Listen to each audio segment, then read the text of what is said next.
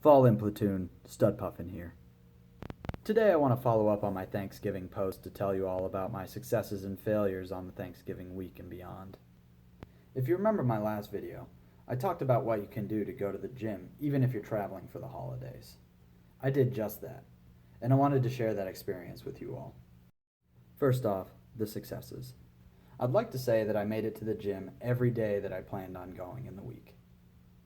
There was one day where I had to be goaded by the girlfriend to get up and make it to the gym, but after, her poking and prodding, I did make it. Thank you, Miss Puffett. Another success is that we didn't get caught using the trial membership with no intentions of joining the gym full time. We walked in the first day of the trial, they showed us around, and then they let us enter and leave unaccosted for the rest of the week. We were walking in every day like, don't act suspicious, don't act suspicious, don't act suspicious.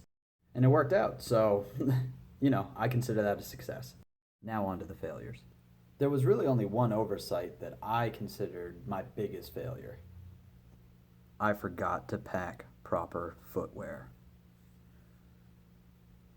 When you deadlift or when you squat, you want to have the proper footwear so that you can have the proper form to complete the exercise. The ideal shoe has little to no sole at all.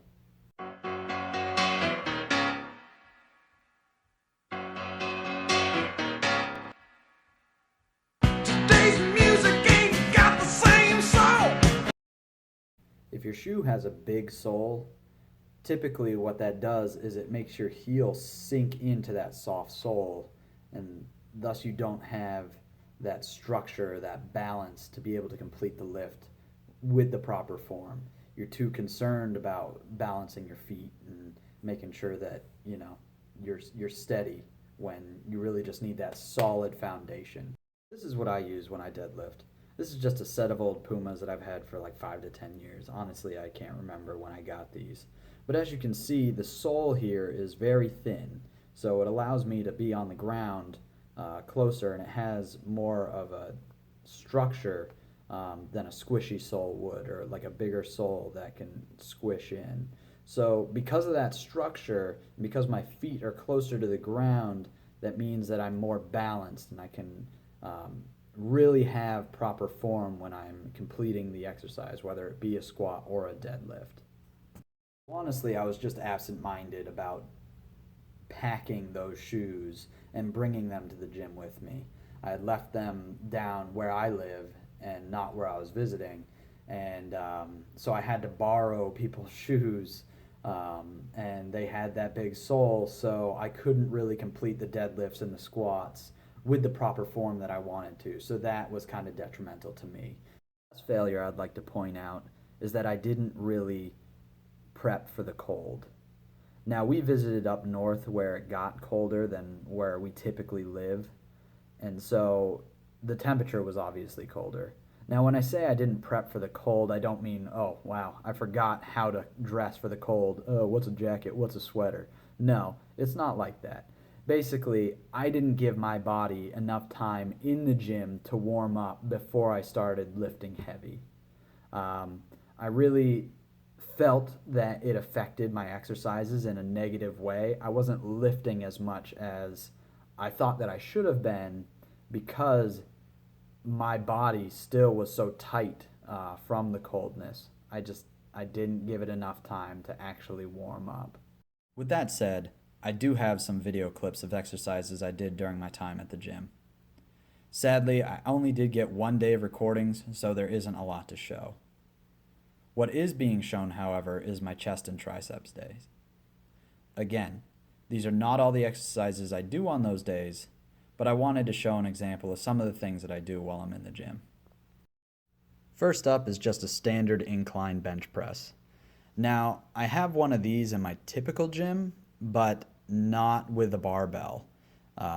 It's actually an assisted incline bench press. So this is the first time that I've actually done a barbell incline bench press. So I was really concentrating on form in this video.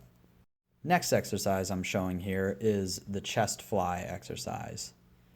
Again, this is just a machine. It's set relatively low. it's really to isolate the pecs when you're working out. I do these slow and controlled, and I do 3 sets of 10 for these.